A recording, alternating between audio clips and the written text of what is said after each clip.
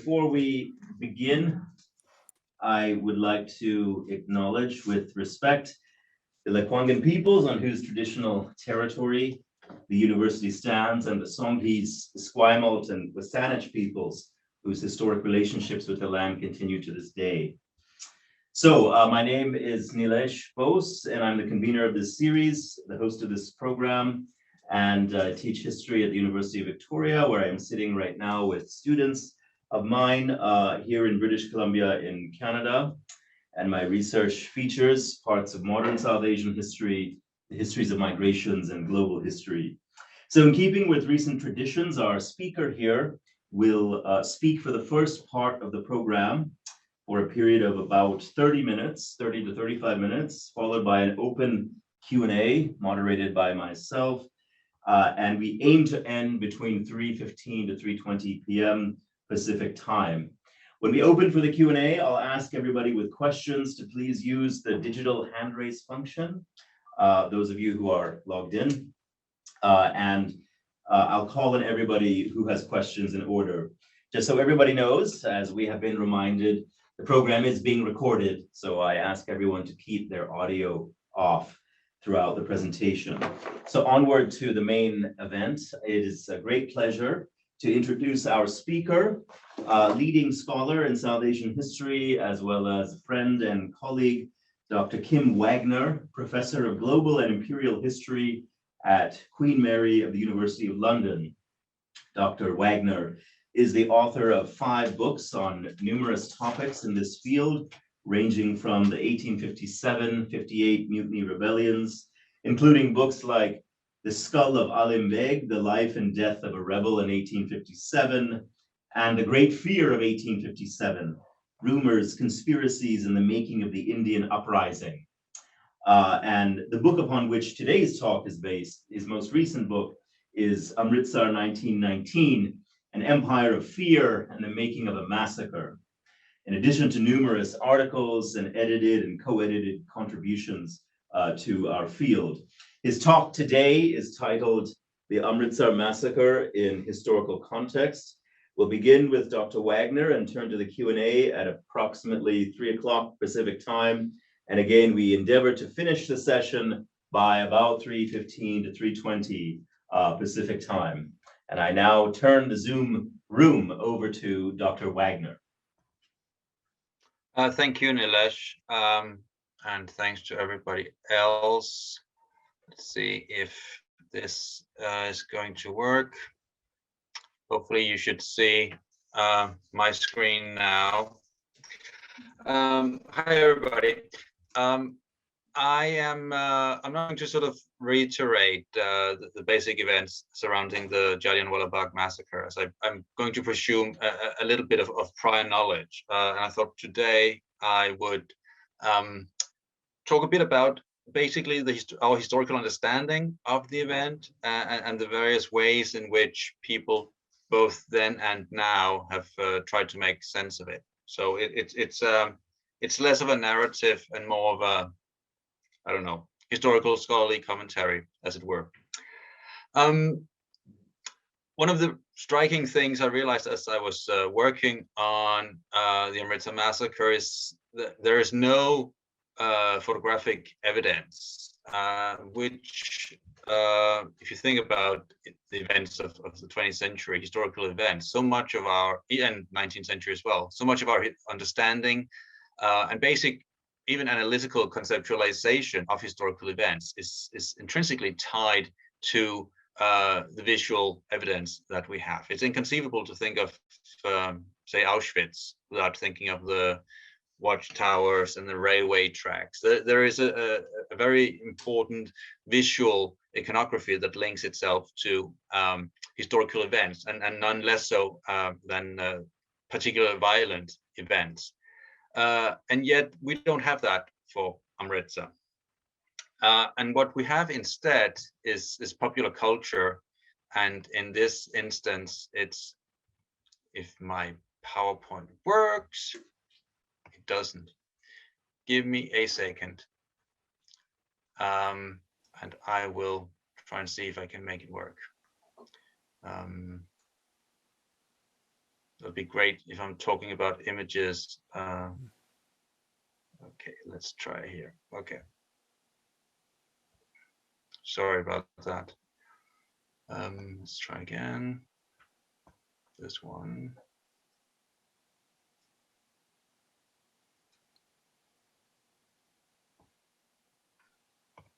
Here we go. Instead, it's been left to Richard Attenborough in this instance to populate the empty space of Jallianwala Bagh, to the extent that when people invoke the historical event, what they're actually talking about is a movie from the 1980s. When people, they draw illustrations of the historical event, what they're actually doing is drawing images of the event itself. This painting here is one of several very similar copies that hang at the museum at the site itself today. It's from 1960s. And what it actually shows is the basics of the massacre. 50 colonial troops under the command of Reginald Dyer firing for 10 minutes against an unarmed crowd of local people. But there's also, interestingly, a number of historical inaccuracies, which very easily slips in here. You see in the bottom left corner, there's a well where lots of people are throwing themselves into the well. And that's something that's at the site itself. The well is still there. And it says, 121 bodies were taken out of this well. In fact, I found no evidence of that from Indian nationalist eyewitnesses at the time. Maybe there were 3 people who fell into the well. It doesn't really matter in some ways. Also in this image, there's a machine gun being fired.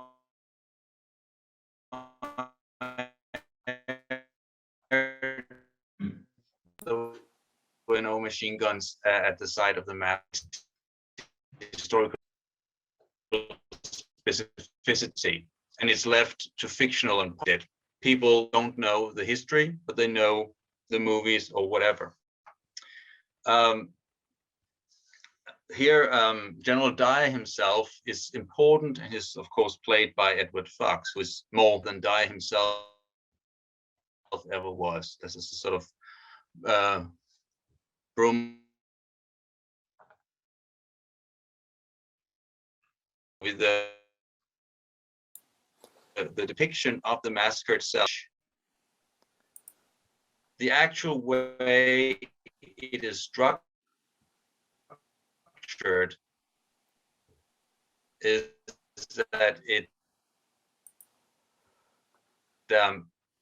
allows the British authorities at the time, and that means that you end up with a exceptionalist narrative, and that's exactly how Winston Churchill subsequently in 1920 described the event, which he described as an event which stands in singular and sinister isolation, which basically is the rotten apple argument, which we find so often whenever there's I'm sort of reaching widely in the analogies. Whenever there's a white supremacist attack, it's a lone wolf argument, or a rogue officer doing something. Indian nationalists had a very different opinion, and Gandhi, amongst others, suggested that it wasn't Dyer himself at the individual level who was responsible, but rather the system that produced Dyer, i.e. British imperialism. So if we want to think about the Jallianwala Bagh analytically, these are two, and as I've tried to suggest, the rotten apple isolated episode take is one that has survived into the modern day, really. And you can understand why that is. It allows celebration of the British Empire to continue untarnished in many ways, if even Churchill denounced the massacre. What did Dyer himself actually say about the killing of about 500-600 unarmed civilians, wounded at least 1,800? Here he is, said, I fired and continued to fire until the crowd dispersed. And I consider this is the least amount of firing which would produce the necessary moral and widespread effect it was my duty to produce, if I was to justify my actions. If more troops had been at hand, the casualty would be greater in proportion. It was no longer a question of merely dispersing the crowd, but one of producing a sufficient moral effect from a military point of view, not only on those who were present, but more especially throughout the Punjab. There could be no question of undue severity. One of the interesting things about the Amritsar Massacre is we have so much evidence, and we know so much about it. Dyer himself, he gives 4 or 5 quite detailed accounts of what happened. So, I mean, this is one of those instances. It's not for lack of knowledge that the violence of Amritsar has been poorly understood. One of the things he suggests, Dyer himself, in this description is that there's a particular logic behind the violence. He's talking about a moral effect and what he perceives as military necessity, which is of course just a shorthand for the kind of racialized logic which underpinned colonial imperial violence.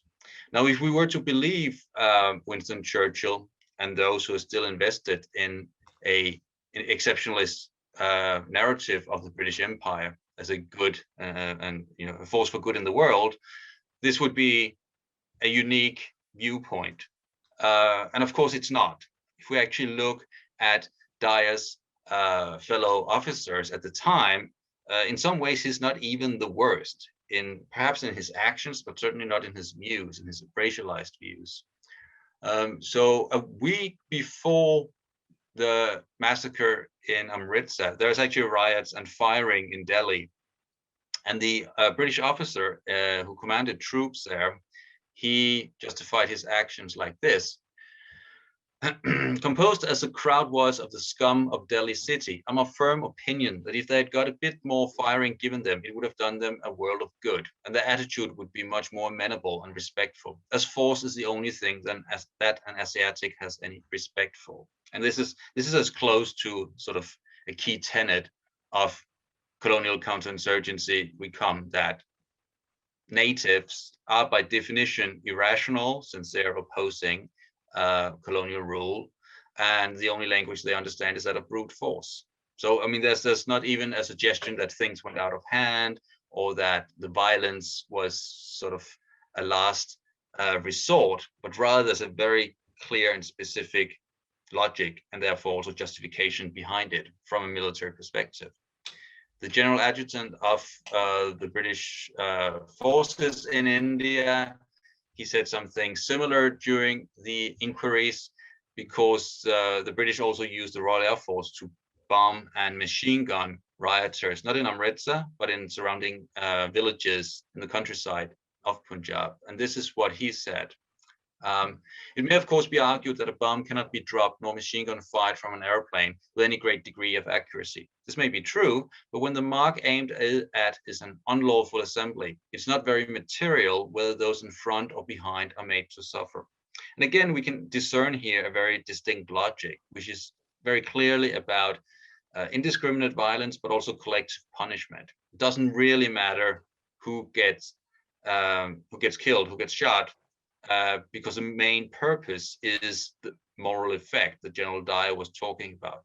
This is exemplary violence, it's communicative violence, it sends a message that if you resist British rule, this is what will happen to you. So it's not about punishing individuals or anything like that. Now, I'm sure you've already done quite a bit of reading in terms of Punjab and the First World War, so I'm not really going to go into that. But I'm going to sort of skip over the context. Punjab is, of course, where the British, they relied on a lot of their troops, I think 1.3 million during the First World War. And there's a large expectation that Indian loyalty to the British cause during the war would be rewarded. But instead, the British, they steer this very strange course at the end of the war between reforms, the so-called Montagu-Chelmsford reforms on the one hand, and then the Rowlatt Act or repression on the other. In some ways, it's a really quite peculiar approach from a political standpoint, using the stick and the carrot both at the same time. But what the British are effectively trying is to reward loyal Indians and be able to oppress any kind of anti-colonial nationalism, not least the Ghadar movement, which had been active in Punjab earlier on. Instead of actually rewarding loyalty and suppressing anti-colonial sentiments, the British, they end up at the end of the First World War to provoke anti-colonial nationalism really to flourish. And this is the moment when Gandhi, he comes to the fore. Gandhi had been helping the British recruit as late as 1918. But as a result of the continuation of wartime emergency measures, Gandhi is able to mobilize protest throughout India in the early months of 1919. And in Punjab, it's two political leaders, Satyapal and Kichlew, who are able to gather for the first time crowds of 5, 10, 15,000 people in Amritsar, both Hindus and Muslims, who have in many ways gone through the hardship of the First World War together. We actually have an image of what a crowd at the time looked like. These were entirely peaceful crowds. They were not calling for Indian independence. They were calling for reforms. It's a really rather benign political project at the time. However, that's not how the British authorities, and not least sort of the old school of the so-called Punjab school, which is very much about a rather dictatorial, discretionary style of imperialism. And here we have the Lieutenant Governor, Michael O'Dwyer, who felt he had to crush any kind of dissent with a hard hand. So that's sort of the quick backdrop to the massacre. Now I'm going to turn to the urban geography of Amritsar and the space itself, which I think is something that happens to play a really important role in explaining why this violence happens the way it does. I like maps. So here is Amritsar, and its geography is inherently colonial in many ways, because we have railway tracks that run right through, and then north of the railway tracks we have the European lines, and south of the railway tracks we have the old so-called native city. It's similar to what used to be in Kolkata in the 18th century, white town and black town. This is an explicitly racialized, divided town where you have the European bungalows, open spaces, straight boulevards north of the railway lines, and the old medieval city with the Golden Temple, and also Jallianwala Bagh south. And that small circle I just pointed to here is where Jallianwala Bagh is. So it's a green space hidden away inside the sort of labyrinth of small narrow alleys inside the old town. You can only cross the railway at here two spots, two narrow bridges, which look something like this. That's what they looked like in 1919. This is what they looked like in 2016, I think. Unfortunately, they've destroyed both of them and built this horrible overpass. I mean, I've spent a lot of time in Amritsar, and when I started out maybe 6-7 years ago, you could see the history of 1919 everywhere, but modernization ruins a lot of things, and I'll return to that. When Indian protesters, they try to cross these bridges and actually deliver a petition to the British authorities within the so-called European part of the town, the British perceive it as an attack, and they open fire on the rioters, and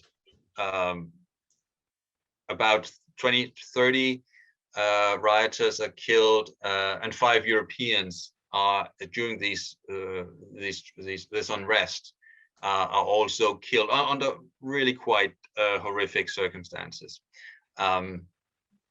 Amongst the attacks, there is famously, or infamously rather, this female missionary who is, there's a picture of her here after she had been attacked. She was beaten. She was cycling through the local, the old part of Amritsar, and she was beaten up by a gang of boys, really, and sort of left for dead. And this, more than anything else, really triggers a British response, because it does invoke the memories of 1857, which so much of the colonial and British narrative about the so-called mutiny focused on the fate of white women who had been supposedly raped and murdered by Indian rebels. And so any attack really on a white woman within a British colonial context conjures up an all-out assault on the colonial order. Just to give you an example, jumping slightly out of the chronology here, this image is Miss Wheeler at Cawnpore from 1857. This image is exactly a century later. It's two settler women being attacked during the Mau Mau emergency in Kenya. And I mean, they're slightly more sexualized in this image because it's the 20th century. But the visualization of attacks on white women as symbols of the colonial order are more or less identical. And so this is the situation in which General Dyer here appears on the scene. He's the third officer who takes charge of Amritsar within a matter of 24 hours, with the expectation that these riots have to be put down quickly and harshly. And General Dyer, he takes, when he hears there's a meeting at Jallianwala Bagh, he takes these two armored cars, these are the actual ones that were used, and marches a strike force into the city. It was a quite peaceful meeting. There was no riots going on at the time.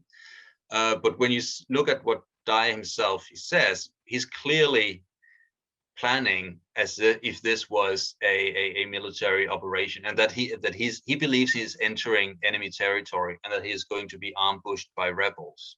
That's how he perceives the situation. I did say we don't have any photographs of Jallianwala Bagh. We don't have any photographs of the massacre, but we do have photographs of meetings at Jallianwala Bagh as they looked in 1919, which are quite remarkable, you know, in terms of thinking what it actually was like. Actually, you can see in the background is where the Golden Temple is, and there used to be a European clock tower. This enclosure, it's not a nice park the way it is today. It's more like sort of a wasteland. And here they're digging up canals, but surrounded by both walls and houses, which meant that between 15 and 20,000 people who had gathered there, some were there for political speech, but a lot of them were there because of religious festival. There were gamblers there. There were basically picnic groups, a lot of visitors from outside. And General Dyer, he entered with his 50 troops and opened fire. He couldn't get the armored cars inside, and so he didn't use his machine guns. This is a German contemporary depiction of the aftermath of the massacre, which, as you can tell, is rather fanciful. Now, what I would say about the logic of that massacre is that it follows very closely, if you think about it, the sort of exemplary deployment of violence that you see in the aftermath of 1857. Again, sending a very clear message that the British won't tolerate any kind of challenge. And Dyer himself, he said as much. He said that everybody who survived Jallianwala Bagh was a messenger who would spread news of what had happened and would effectually serve as a messenger and warn people not to rebel. I have, let me see, don't want to run over. No, we can do this. I'm going to give you two examples now of how the British at the time perceived it. You all know sort of the after story. Dyer was recalled to London. He was forced to retire, but wasn't actually punished. But how did the British in India at the time think of it? And here's Malcolm Darling, who is one of the E.M. Foster sort of liberals, really. He was low-ranking official in Punjab, not in Amritsar itself, but outside. And he wrote to E.M. Foster, who of course later wrote Passage to India, in the aftermath of the massacre. And this is what he wrote. We are in a bit of a mess out here. Racial hatred in towns, leaping in twink to pillage and murder two of the most horrible kind, then panic and cruelty. The two go together. Understand now why Germans did those terrible things in Belgium. They got cold feet passing through and fell blindly upon the people whom they feared. We did not rape or hack to pieces, but one day in Amritsar they shut down hundreds, mostly semindars, thereby a religious festival. I've seen the place, a death trap, 5,000 or 6,000 there, the kernel of them thoroughly seditious, but the majority look us on, mooching about as semindars do. Enter infuriated general. I took 30 seconds to make up my mind, he said to Warden, and then 1,500 rounds. God, it makes me sick to think of it. Yet I was told by my chief 10 days later, people at the club in Lahore say you ought to be court-martialed for criticizing. So he is basically a liberal Englishman providing sort of a running commentary on what is going on and how it was perceived. And that scene at the end, you know, people at the club, is replicated almost verbatim in Foster's A Passage to India. The language here, it's both racialized, and interestingly, there's of course also the reference to German atrocities in Belgium during the First World War. Now, Warden, who's mentioned here, was the local principal of the Khalsa College, and he actually prevented Dyer from using airplanes to bomb Amritsar and the Golden Temple. So Warden was sort of an unnoticed hero of this story, if there is any, really. Interestingly, we have Warden's wife, whom we see here, Millicent, with her Indian servants. She wrote to family back in England, and this is what she said about the event. The order went out that no meetings were to be held. The blackguard leader told the mob we should never dare to fire, so a huge meeting collected. They got their deserts as time for the troops were ready and fired and killed over 200. And a good thing too. Fear is the only thing by which you can rule a wild and uneducated crowd. Thank heaven Sir Michael and General Dyer acted as they did. I don't care what Jared says, her husband, or any of those other sentimentalists. That shooting was drastic, but it was needed. It's done more good than 100 years of soft talk and reasoning. And I believe it will carry more weight than all the subtle lies and reasonings of these seditionists. For the people have learned that after certain limits, we do at least turn and hurt. And that is a fact. So here you see basically this white woman taking pleasure in the fact of the massacre itself. I'm kind of running out of time, but I'm just going to turn quickly to one of the key issues that have sort of persisted into the 21st century, namely the demand for an apology, which hasn't happened, right? So your queen as well, I just realized, dear Elizabeth II and her racist husband, they visited Jallianwala Bagh in 1997 and paid their respects, but didn't offer an apology. David Cameron was there in 2013, didn't offer an apology. I think he told something to the effect that we shouldn't reach into the past and try to redo things or something like that. A bunch of guff, of course. Jump forward to 2019, the centenary, where there was a lot of expectations that there would be an official apology from a conservative government, which might be a bit silly to expect. And our then Prime Minister, she did raise the point, but she expressed regret, as you can do without actually accepting any kind of responsibility, let alone expressing a genuine apology. What we did have, rather unexpectedly, much later, was the Archbishop of Canterbury visiting Jallianwala Bagh and actually prostrating himself in front of the memorial. And I'm a quite cynical person, but I actually thought that was a genuine and moving gesture because nobody had asked him to do it. There wasn't this sort of political gaming, that he was not getting anything out of it really, and it was spontaneous gesture. So I think this is as close as we're going to get to an apology. And of course, historical apologies for past atrocities is an altogether, it's a different issue, as you very well know. I had kind of moved on from Amritsar. I had a bit too much since I was doing a lot of TV, radio, even a documentary in 2019. But then last year, the dear Modi government, they decided that the Jallianwala Bagh needed a revamp. So the entire site got what I describe as Disneyfied, jazzed up. And there's today very, very little left of the actual massacre site itself.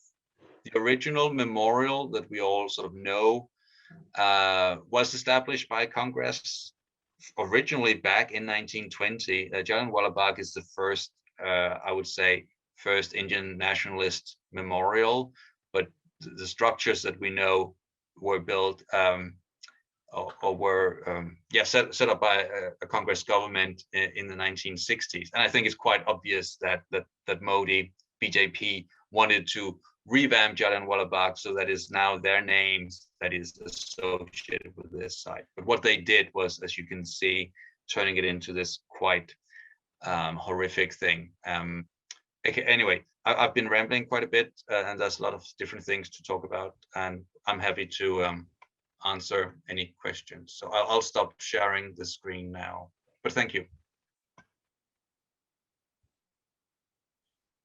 Thank you so much for that presentation. And as everybody is thinking about questions and reactions, I'd like to pose one reflection and question that was inspired by your talk. And one is the kinds of voices that are often left out.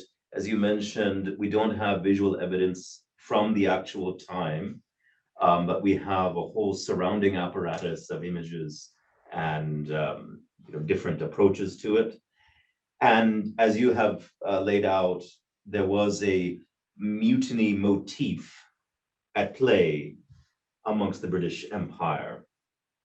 And I'm wondering if you could say a bit about a group of people who are often not discussed, and it is those Indian soldiers under Dyer who did these actions, both where they're coming from, how they got to this place, where they were recruited from, and their lives, their experiences. There may be a great limit to the primary sources of on this topic, but I'm wondering if you could speak a bit about that and that part of the history of this moment. Yes, thank you. I've got very little to say, unfortunately, in the sense that there's very, very little evidence. But I mean, it is a key feature of colonial violence that is often carried out by colonial auxiliaries, colonial troops, which of course allows colonial authorities to wash their hands to some extent. The troops that he uses at Jallianwala Bagh are Gurkhas and Baluchi troops, but the Baluchi troops probably included some Sikhs as well. It was a mixed regiment. We know nothing about them. We have the names of one or two of the Indian officers. The only record I've found is I think an Englishman who ran into two of the Gurkha soldiers like a year later, and he said, what was that like? I mean, he met them by chance, and they say it was great fun as long as it lasted. Then we ran out of ammunition, and that's as close as we're going to get, and that's really not enough to really say anything about it. What I would say is it's of course an age-old tactic to use even police, but also military for domestic disturbances that come from outside or from different parts of the country. And that's it's a classic divide and rule policy, which the British certainly knew how to deploy. But I mean, you find it everywhere, including the US or Canada, that you get you get troops from elsewhere, so there's no danger of any kind of sense of solidarity or unity amongst the populace that need to be governed and the colonial troops that have that are perceived to be necessary to govern them. And pointing back to the mutiny motif, that I mean, one of the key British fears or sources of panic was, of course, the idea that Indian troops might turn against them. And there's not a single arrest in Punjab in 1919 of any Indian troops turning against the British or anything like that. But yeah, that didn't stop the British from fearing a recurrence of 1857. Great, thank you for that. I see a question in the chat, and I would also like to invite any of the students to ask any questions if they have any at this time. Yes, Yishang. I can go first. Yes. Okay. Thank you for your speech. It's very good. I enjoyed it very much. My question is that you mentioned that you use a kind of a langue durée approach to study this subject, right? So my question is that, you see, normally when people talking about langue durée, people will talk about environmental history, economic history, or this kind of thing. But you are talking about violence. And in fact, I believe that you are not only talking about violence, you are talking about violence as a kind of ritual, mentality behind the violence, the governmentality behind the violence, right? So you are talking about, and you are not talking about long-term change. You are talking about long-term unchanged things, right? So you are talking about this unchanged mentality.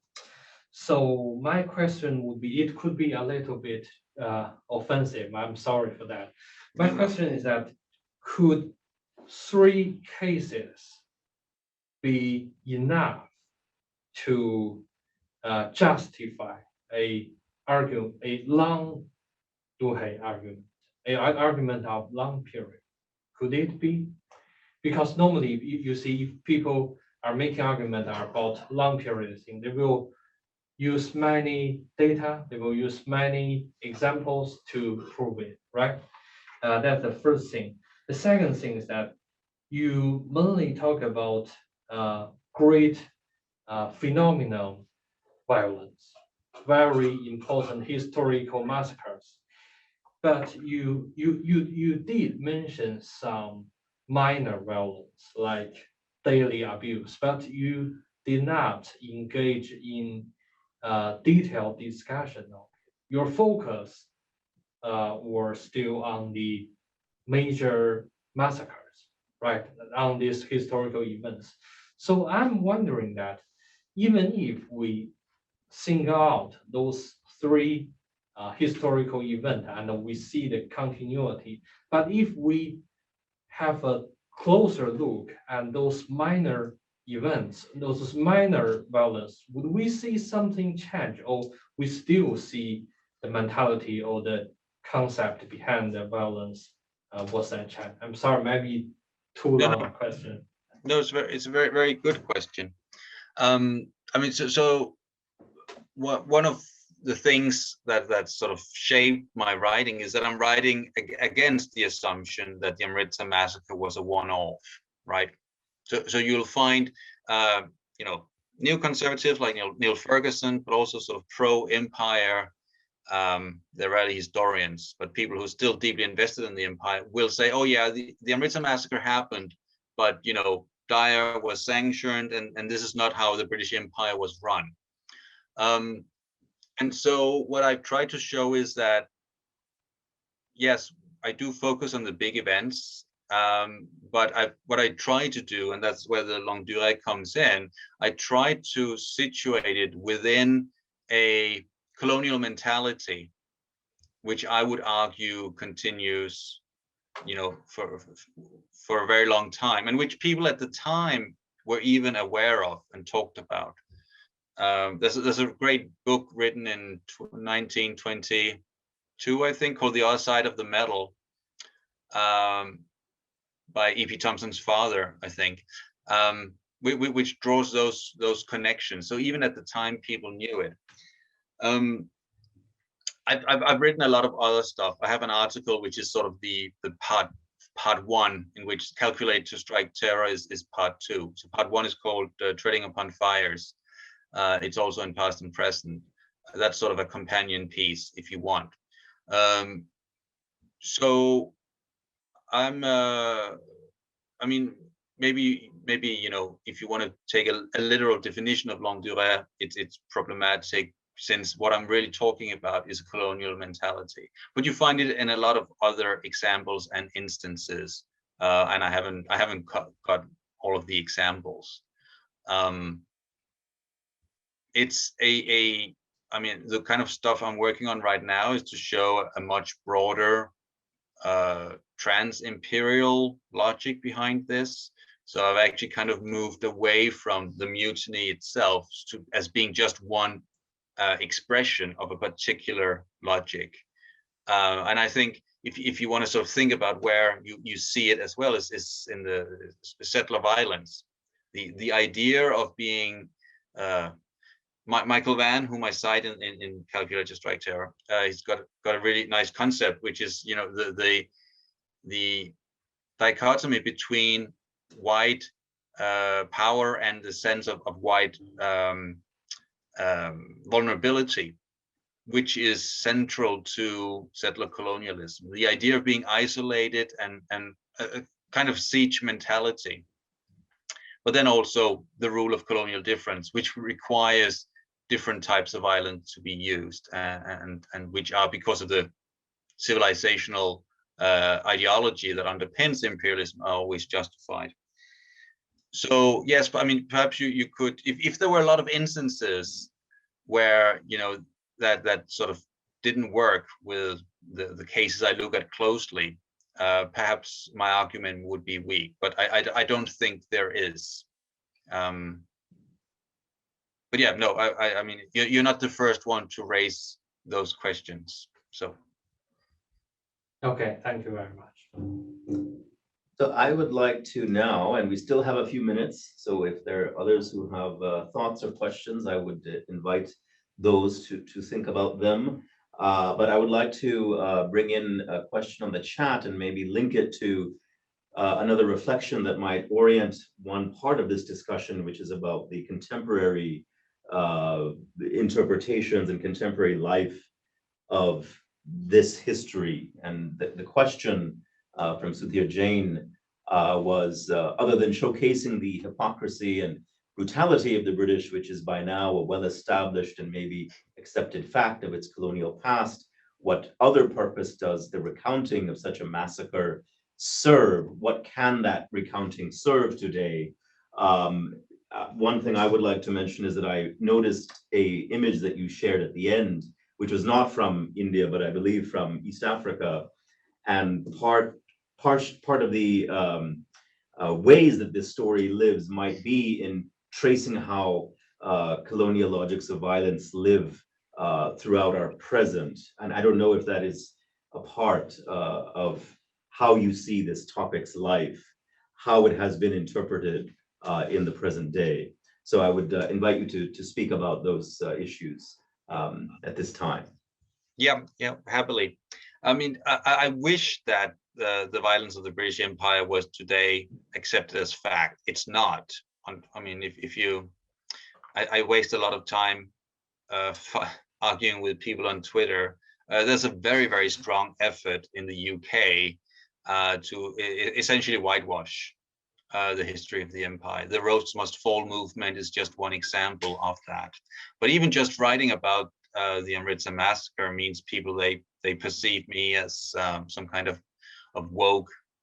I've been called a Marxist thug, which is just bizarre. But you know, unfortunately, you know, I think still we need to work on this and make it part of the mainstream and establish factual narrative. There's certainly I mean another issue is as I think Neilesh hints at, there's a rather presentist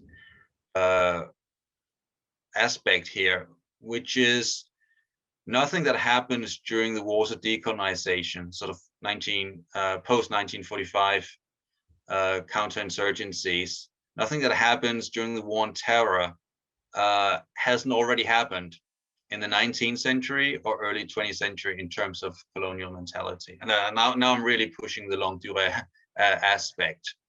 And of course, it's a slight exaggeration, but again, I'm referring to the established historiography. We've got a lot of literature on French in Algeria, British in Kenya, Northern Ireland, Malaya, could include Indochina as well. And there's this idea of brutalization or the desperation as empires are slipping through the hands of Western colonial powers, and then things, they kind of go out of hand because it's the Cold War or because of the challenges of anti-colonial nationalism. And what I would suggest is that if we look at events such as 1857 or the Amritsar Massacre, we actually see this has always been part of what Western imperialism is really about. That this violence is not incidental, but intrinsic to Western imperialism. Western warfare in the non-Western world is another way of putting it. So I think there's still a lot of need to revisit a lot of these things. If you go on Google Scholar and Google counterinsurgency, there's an entire literature out there which is purely instrumental and talks about recuperating the lessons of the past, but effectively end up replicating the worst racialized tropes of colonial warfare. And I just wanted to respond to that briefly, but I hope if there are other questions, I can bring them in. Yes, Ben. You can go ahead. Well, just really quickly, one thing that you mentioned about the recuperation of these racialized tropes, if you could speak briefly about how important the Amritsar Massacre moment is. Would you argue that that is a moment that needs to be elevated within that history? Well, I might be kind of sort of contradicting myself here, but as I tried to indicate at the beginning, there is a tendency, since the Amritsar Massacre is, you can't really explain it away. And that means that the people of a conservative inclination have to accept it. And the same thing with the Mau Mau as well. But it is reduced to these exceptional episodes and certainly not reflexive of what imperialism is about. So there's both a danger in overemphasizing these events as unique, which is why I try to situate it within a much longer or in much broader context. So one of the things I try to do with my work on Amritsar is to show that, you know, it's not about General Dyer. This is not one, you know, racist officer who goes rogue.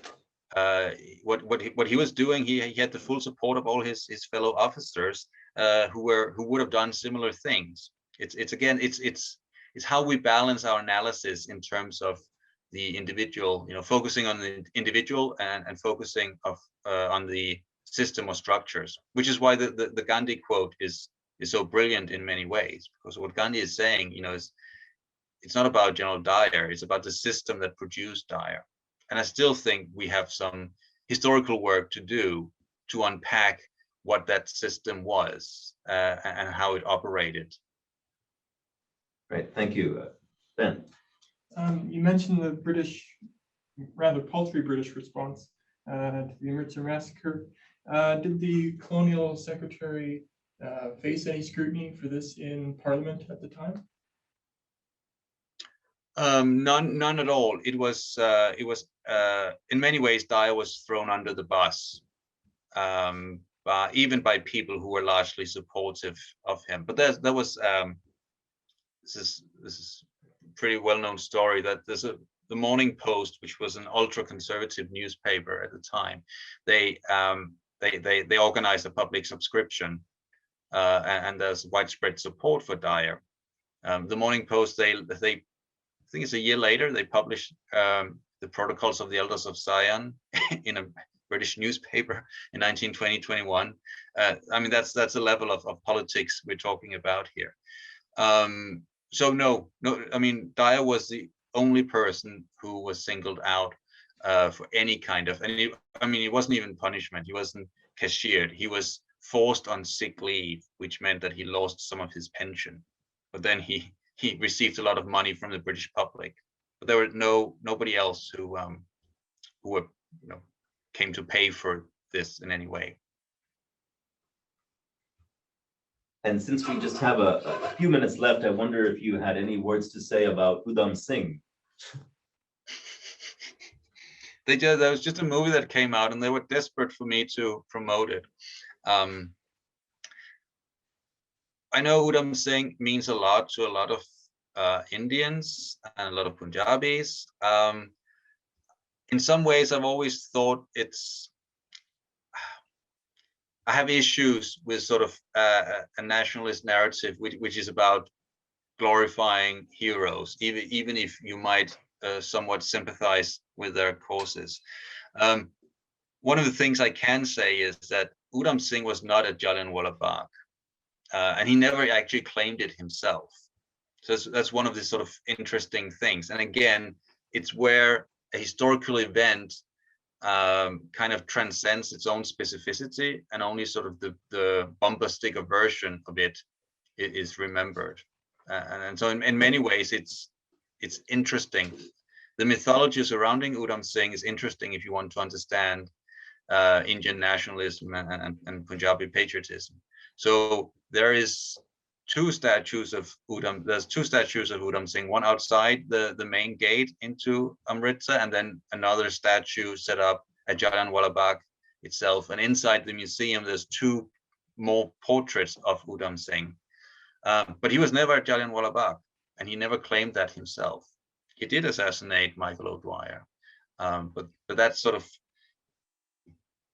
it's very much part of the ways in which historical events are created as sort of iconic watersheds. And it's part of the story that the sort of Amritsar is a moment that Gandhi realized British rule in India was intolerable, when Rabindranath Tagore returned his knighthood, and Udham Singh and other revolutionaries sort of committed themselves to a violent struggle. Great. Well, I think we are at the end of the program, unless there are any other questions. And I would like to ask Dr. Wagner if you have any last words to leave us with about the Amritsar Massacre. I think I've said more than enough. You can download my book for free. Let's put it that way. Book okay. All right, then. Thank you very much for joining us at such a late hour in England. And I hope that we'll be able to host you in person in the future. Thank you. Absolutely. Thank you. Good night.